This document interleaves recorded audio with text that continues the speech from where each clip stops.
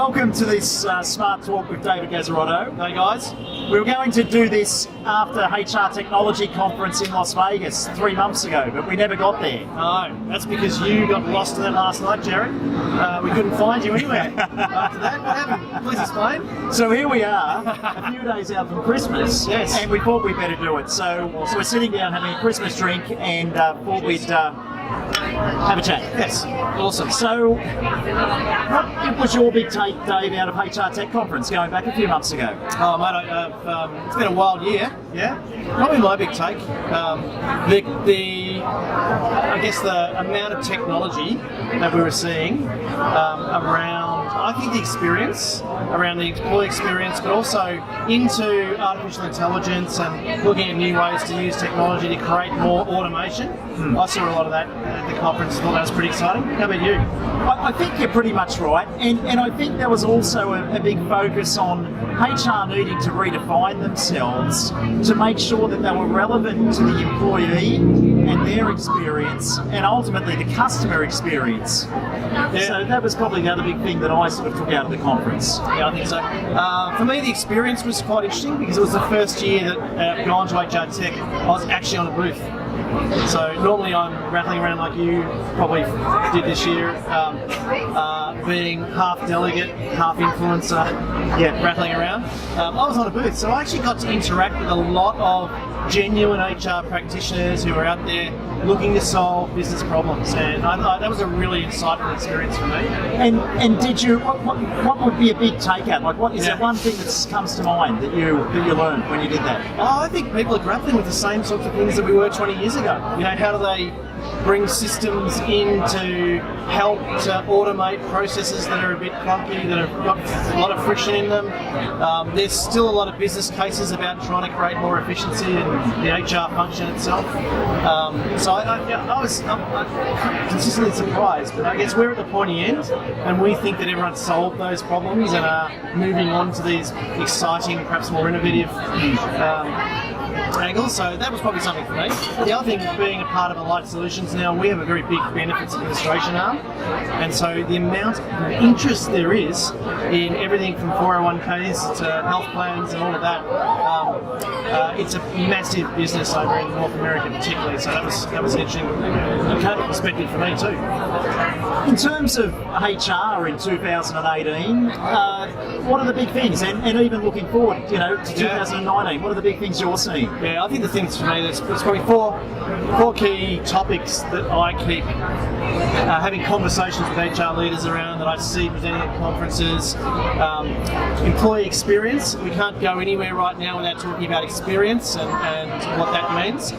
Diversity and inclusion. And this is someone, I was Coles Myers Diversity Officer in 1995. So for me, seeing where that whole topic and debate has gone and how technology is now enabling us to look through different lenses at what we're doing with more diversity in our workforces, more inclusion, and that sense of tribal belonging that we can create with our people to bring the best out and achieve their potential. I think it's a really exciting area as well. I think underpinning all of that, there's a big focus still on HR transformation.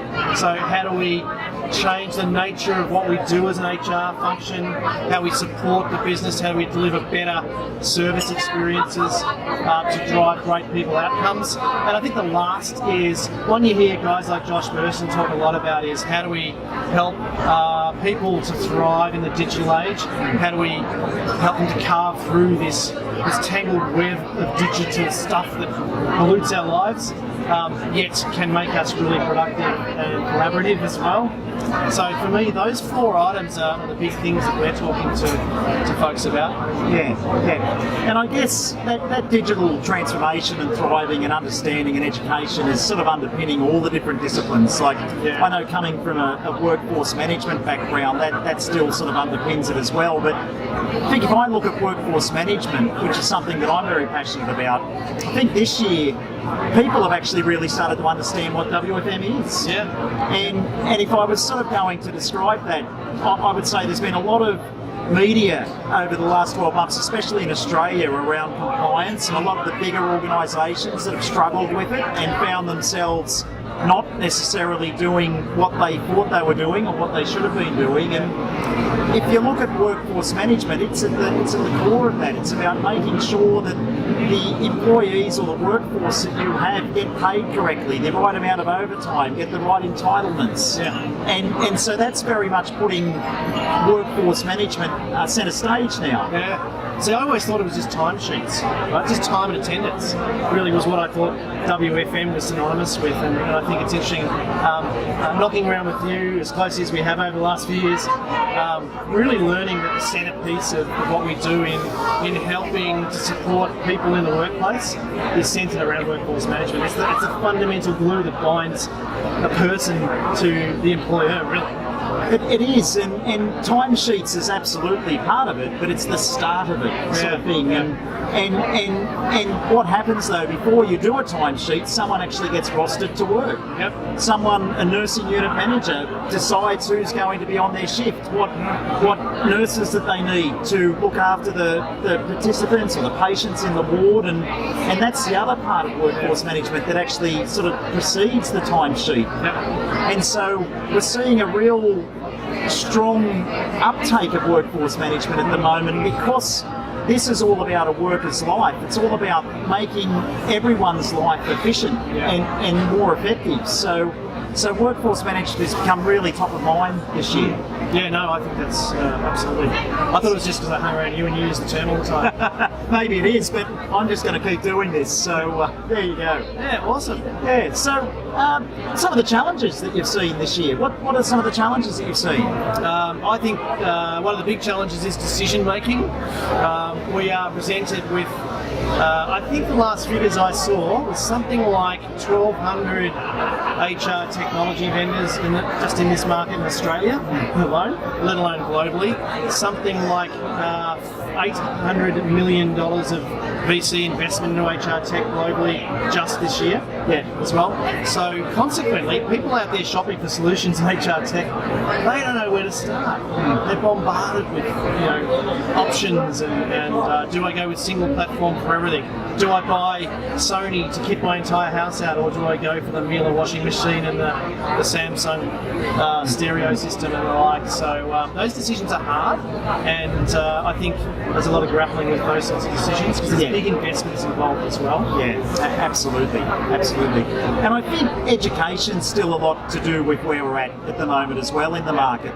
Just like the conversation we were having around, where can workforce management add value? There's still a lot of education to take place in the market around how we can actually deliver the best results for our employee, for our customer, for our shareholders. Yeah, absolutely. And I guess the other challenge is this whole notion of transformation. I mean, I used the term before around HR transformation and how we're reshaping our HR organisations and our capability. But actually the word has become a bit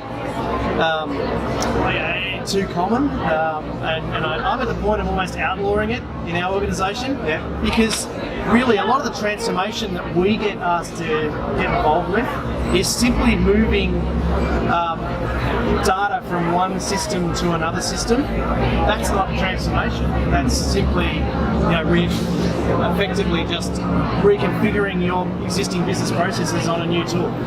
So I'd like to see transformation being genuinely about change and about driving different behaviours, about driving new ways of working and new ways of being able, new tools to support managers to be who they need to be to support people management in the organisations. Yeah, brilliant.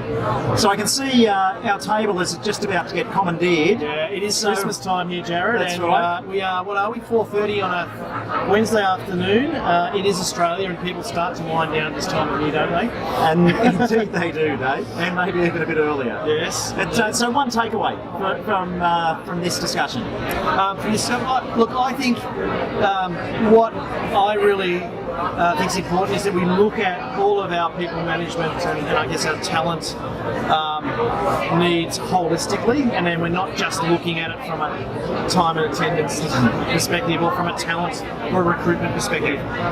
When you look at what's required to build the capability and the capacity that you need to deliver the outcomes in your business in this day and age, you've got to look at it from end to end, from the very point of attraction right through to how do we get people on the shop floor delivering great service to customers for the business as well. I wholeheartedly agree with that. And for me, I think in addition to that, I'd say that we've moved past everything being about we're just there to serve the shareholder. Yeah. It's not just about cost anymore. Yep. It's all about This considering. every business is a people business. So what the hell are we letting the CFOs run businesses for? Look at the banks. Seriously, we can get down and dirty on this, but the banks are in trouble because they've let financiers and CFOs drive behaviours, and now they're in the Royal Commission. Go figure. Let's let the HR people rule the world, I reckon. The world will be a better place.